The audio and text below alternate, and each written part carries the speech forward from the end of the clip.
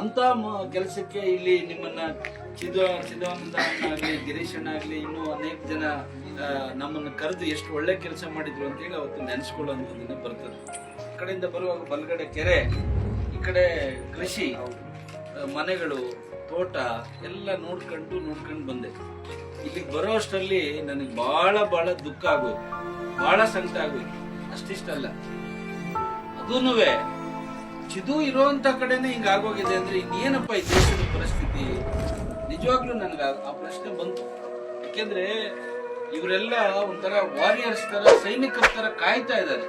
ಆ ಕಾಯೋ ಕಡೆನೆ ಇಷ್ಟ ಅನ್ಯಾಯ ಆಗೋಗಿದೆ ಅಂದ್ರೆ ಇನ್ನು ಕಾಯ್ದೆ ಇರೋರು ಅದ್ರ ಬಗ್ಗೆ ಗಮನನೇ ಕೊಡದೇ ಇರ್ತಕ್ಕಂಥ ಪರಿಸ್ಥಿತಿಗಳು ಏನಾಗಿರ್ಬೋದು? ಇದು ಕೇವಲ ಸಾಂಸ್ಥಿಕವಾಗಿ ಏನೋ ಮಾಡ್ಕೊಂಡಿದ್ದಾರೆ ಅವರು. ಅದ್ರ ಮಾಡೋ ಕೆಲಸನ ಹಲವಾರು ವರ್ಷಗಳಿಂದ ಮಾಡ್ತಾನೆ ಇದ್ದಾರೆ. ಯಾವ್ಯಾವ ರೀತಿ ಏನೇನ್ ಮಾಡ್ಲಿಕ್ಕೆ ಸಾಧ್ಯತೆ ಇದೆಯೋ ಅವರ ಇತಿಮಿತಿಗಳಲ್ಲಿ ಪ್ರಾಮಾಣಿಕವಾಗಿ ಅದನ್ನ ಮಾಡ್ತಾರೆ. ಆದ್ರೂ ನಮ್ ಕಣ್ಮುಂದೆ ಏನಿದೆ ಇವತ್ತು? ನಾವು ನೀರನ್ನ ಹೆಂಗ್ ನೋಡ್ತೀವಿ? ದೇವ್ರು ಅಂತ ನೋಡ್ತೀವಿ, ಗಂಗೆ ಅಂತ ನೋಡ್ತೀವಿ ನಾವು ನೀರನ್ನ. ನಾವು ಅಂತ ಒಂದು ಕೆರೆ ಇವತ್ತು ಏನಾಗಿದೆ? ನಮ್ಗೆ ಕಣ್ಣಿಗೆ ಕಾಣ್ತಾ ಇರೋ ಇದು ನೋಡಿದ್ರೆ ಕಲುಷಿತ ಆಗಿದೆ ಅಂತ ಅನ್ಸುತ್ತೆ.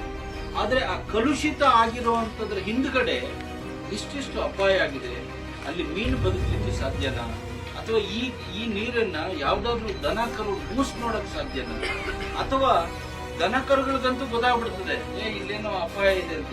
ಆದ್ರೆ ನಾವೆಲ್ಲ ಬುದ್ಧಿಜೀವಿಗಳಲ್ಲ, ನಾವ್ ಎಷ್ಟು ಮೂರ್ಖರಿದ್ದೀವಿ ಅಂತಂದ್ರೆ ನೋಡಿ, ಇಲ್ಲಿ ಕೆರೆ ಬರ್ತಾ ಇದೆ, ಇಲ್ಲಿ ಕೆರೆ ಇದೆ, ಕೆರೆ ಈ ಕಡೆ ಬೋರ್ ಹಾಕಿದ್ದಾರೆ, ಅದನ್ನ ಕಣ್ಣು ಮುಚ್ಕೊಂಡು ಕುಡಿತಾ ಇರ್ತಾರೆ. ಅಥವಾ ಒಂದು ಆರ್ವ ಹಾಕೊಂಡು ಬಿಡು ನಮ್ಗೇನು ತೊಂದರೆ ಇಲ್ಲ ಅಂತ ಕುಡಿತಾರೆ. ಅದ್ರ ಜೊತೆಗೆ ಇನ್ನೊಂದು ಅಪಾಯದ ಸ್ಥಿತಿ ನೋಡಿದೆ, ಇದು ಸೊಪ್ಪು ಬೆಳೆದಿದೆ, ಅದನ್ನ ಕೊಯ್ಕೊಳ್ಳೋದು ಒಂದು ವಾರಕ್ಕೂ 15 ದಿನಕ್ಕೂ ಒಂದೊಂದ್ಸಾರಿ ತಗೊಂಡೋಗಿ ಟೌನಲ್ಲಿ ನಿಮ್ ತಂದೆ ತಾಯಿಗಳು ವಾಕಿಂಗ್ ಮಾಡುವಾಗ ಆ ಸೊಪ್ಪು ಏನ್ ಫ್ರೆಶ್ ಆಗಿದೆಯಪ್ಪ ಅಂತ ಹೇಳಿ ಅದನ್ನ ತಗೊಂಡೋಗಿ ನಿಮ್ಗೆ ನಮ್ಮ ಮಕ್ಕಳು ಸೊಪ್ಪು ತಿಂದ್ರೆ ಆರೋಗ್ಯವಾಗಿರ್ತಾರೆ ಅಂತ ಹೇಳಿ ನಿಮ್ಗೆ ಮಾಡಿ ಕೆರೆಗೂ ವಿಷ ಹಾಕಿ ಆ ಕೆರೆ ಕೊಡುವಂತ ವಿಷವನ್ನ ನಾವು ತಿಂತಾ ಇದ್ವಿ, ಕುಡಿತಾ ಇದ್ವಿ. ಆದ್ರೆ ಅದರ ಪ್ರಜ್ಞೆ ನಮಗಿಲ್ಲ. ಅದರಿಂದ ಆಗುವ ಅಪಾಯಗಳ ಬಗ್ಗೆ ನಮ್ಗೆ ಅರಿವಿಲ್ಲ. ನಾಳೆ ನಮ್ಮ ಮಕ್ಕಳಿಗೆ ಕಿಡ್ನಿ ಸಮಸ್ಯೆ ಆದ್ರೇನು, ಅಥವಾ ಕ್ಯಾನ್ಸರ್ ತೊಂದರೆ ಆದ್ರೇನು, ಅಥವಾ ಇನ್ಯಾವುದೋ ರೀತಿಯಾದಂತ ಹಲವಾರು ರೀತಿಯಾದಂತ ಸಮಸ್ಯೆಗಳು ಪಾಪ ಮಕ್ಕಳಿಗೆ ಅದ್ರ ಬಗ್ಗೆ ಗೊತ್ತೇ ಇರಲ್ಲ. ಆದ್ರೆ ನಿಮ್ಮ ತಂದೆ ತಾಯಿಗಳು ಏನು ಅದ್ರ ಬಗ್ಗೆ ಒಂದು ಅಪಾಯದ ಬಗ್ಗೆ ಗೊತ್ತೇ ಇಲ್ಲದೆ ಪಾಪ ಮಕ್ಕಳಿಗೆ ಅದನ್ನೆಲ್ಲ ಉಣಬಡಿಸ್ತಾರೆ. ಯಾರು ಜಾಸ್ತಿ ವಿದ್ಯಾವಂತರು, ಬುದ್ಧಿವಂತರು, ಅಧಿಕಾರಸ್ಥರು ಅಂತ ವಾಸ ಮಾಡ್ತಾರೋ ಅವರಿಂದಾನೇ ಈ ಎಲ್ಲ ಅಪಾಯಗಳು ನಡೆಯುತ್ತೆ.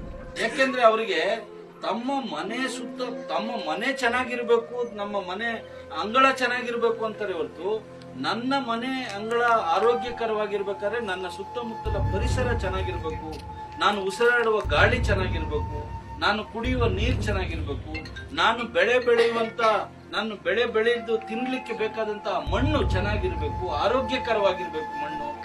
ಈ ರೀತಿಯಾದಂತ ಪರಿಕಲ್ಪನೆಗಳನ್ನ ಜನ ಮರೆತುಕೊಂಡ್ಬಿಟ್ಟಿದ್ದಾರೆ. ಏನ್ ಬಿಡ್ರಿ, ನೀರ್ ಬಾಟ್ಲಲ್ಲಿ ಬರ್ತಾ ಇದೆ, ನಮ್ಗೇನು ಕೆರೆಯಲ್ಲಿ ಏನ್ ಕೆಲಸ? ಆಹಾರ ಎಲ್ಲ ಪ್ಯಾಕೆಟ್ಸ್ ಆರ್ಡರ್ ಮಾಡಿದ್ರೆ ಬರ್ತಾ ಇದೆ, ನಮಗೇನು? ಆ ಕೃಷಿ ಭೂಮಿ ಹಾಳಾಗೋದ್ರೆ ನಮಗೇನು? ಗಾಳಿ ಏನ್ ಅದ್ರ ಬಗ್ಗೆನು ನಮ್ಗೆ ಅರಿವೇ ಇಲ್ಲ. ಆ ಗಾಳಿ ಏನಾದ್ರೆ ಏನು? ಈ ರೀತಿಯಾದಂತ ಅಸಡ್ಡೆ ಇವತ್ತು ನಮ್ಮ ಈ ರೀತಿಯಾದಂತ ಒಂದು ದುಸ್ಥಿತಿಗೆ ಬಂದು ತಲುಪಿದೆ. ಕುತೂಹಲ ಕೇಳಿ, ತಾತ ಅಜ್ಜಿ ಹೇಳ್ತಾರೆ ಸಂತೆಗೆ ಹೋಗ್ಬೇಕಾದ್ರೆ ಒಂದು ಬಟ್ಟೆ ಬ್ಯಾಗ್ ನ ಕೈ ಚೀಲವನ್ನು ತಗೊಂಡೋಗಿ ತಗೊಂಡ್ಬರ್ತಾ ಇದ್ರು. ಅಜ್ಜಿ ಪಾತ್ರೆ ಎಲ್ಲ ಹೆಂಗ್ ತೊಳಿತಾ ಇದ್ರು? ಬೂದಿಯಲ್ಲಿ ತೊಳಿತಾ ಇದ್ರು. ಮೊದಲು ಸ್ನಾನ ಹೆಂಗ್ ಮಾಡ್ತಾ ಇದ್ರು? ಸೀಗೆಕಾಯಿ ತಲೆಗೆ ಹಾಕೊಂಡು ಮಾಡ್ತಾ ಇದ್ರು. ಬಾತ್ರೂಮ್ ತೊಳೆಯಕ್ಕೆ ಆಸಿಡ್ ಬೇಕು, ಯಾಕೆಂದ್ರೆ ಬಾತ್ರೂಮ್ ಅಲ್ಲಿ ಏನು ಇದಿರಬಾರ್ದು.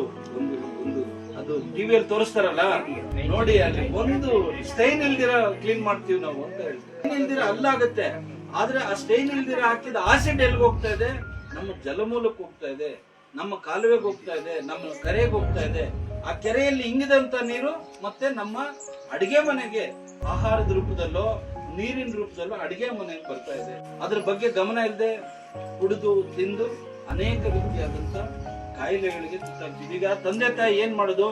ನಾವೆಲ್ಲ ಬಹಳ ಕಷ್ಟಪಟ್ಟಿದೀವ್ರಿ, ನಮ್ಮ ಮಕ್ಳು ಏನು ಕಷ್ಟ ಪಡ್ಬಾರ್ದು, ಅವ್ರು ಸುಖವಾಗಿ ಬೆಳೆದ್ಬೇಕು, ಸುಖವಾಗಿ ಬಾಳ್ಬೇಕು ಅಂತ ಅನ್ಕೊಳ್ತಾರೆ. ಪ್ರತಿಯೊಬ್ಬ ತಂದೆ ತಾಯಿನೂ ಅನ್ಕೊಳ್ಳೋದು ಅದೇನೆ. ಆದ್ರೆ ನಿಮಗೆ ಬಟ್ಟೆ ತಂದು ಕೊಡ್ಬೋದು, ಮೊಬೈಲ್ ತಂದು ಕೊಡ್ಬೋದು, ಬೈಕ್ ತಂದು ಕೊಡ್ಬೋದು, ಒಳ್ಳೊಳ್ಳೆ ಏನಾದ್ರೂ ನಿಮಗೆ ಆಟದ ಸಾಮಾನು ತಂದ್ಕೊಡ್ಬೋದು. ಆದ್ರೆ ಗಾಳಿ, ನೀರು, ಭೂಮಿ ಇದೆಲ್ಲಾನು ಅವ್ರು ಯಾರು ತಂದ್ಕೊಡಕ್ಕಾಗೋದಿಲ್ಲ. ಅದು ಪಂಚಭೂತಗಳು ಅಂತ ಏನ್ ದೇವರು ಸೃಷ್ಟಿ ಮಾಡಿದ್ದಾರೆ, ಅದರಿಂದ ಮಾತ್ರ ನಾವು ತಗೊಳಕ್ ಸಾಧ್ಯ. ನಾನು ಹೇಳೋದು ನಿಮ್ಮದೇ ನೇತೃತ್ವ ಇರಲಿ, ಆದ್ರೆ ಮಕ್ಕಳು ಒಂದು ಮೆಮೊರಾಂಡಮ್ ಅನ್ನ DC ಅವರಿಗೆ ಕೊಡ್ಬೇಕು.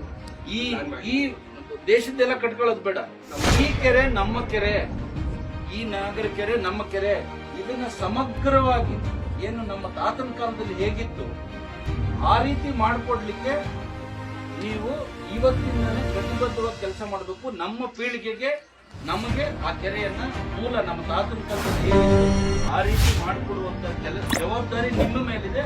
ಅದನ್ನು ನೀವು ಮಾಡಬೇಕು ಅಂತೇಳಿ ಈ ಮಕ್ಕಳ ಇವತ್ತೆಲ್ಲ ಶೋಕಿಗೆ ಕೆರೆಗಳನ್ನು ಸಂರಕ್ಷಣೆ ಮಾಡೋರು ತುಂಬಾ ಜನ ಆಗೋಗ್ಬಿಟ್ಟಿದೆ. ಗ್ಲಾಮರ್ ಕೆರೆಯ ಮೂಲ ಅಸ್ತಿತ್ವ ಏನ್ ಮಾಡ್ಬೇಕು ಅದನ್ನೇನು ಮಾಡೋದಿಲ್ಲ.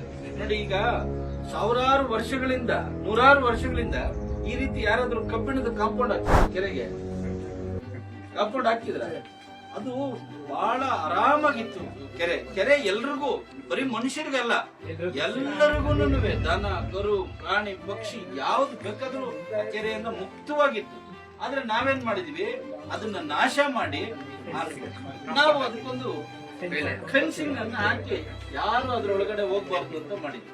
ಈ ಕೆರೆಗಳ ಬಗ್ಗೆ ಬಹಳಷ್ಟು ಅಧ್ಯಯನ ಮಾಡಿರ್ತಕ್ಕಂತ ಒಂದು ಬ್ಲೂ ಪ್ರಿಂಟ್ ಅಂದ್ರೆ ಒಂದು DPR ಹೇಗಿರುತ್ತೆ ಅಂದ್ರೆ ಸಮಗ್ರವಾಗಿ ಒಂದು 10 ವರ್ಷಗಳ ಪ್ಲಾನ್.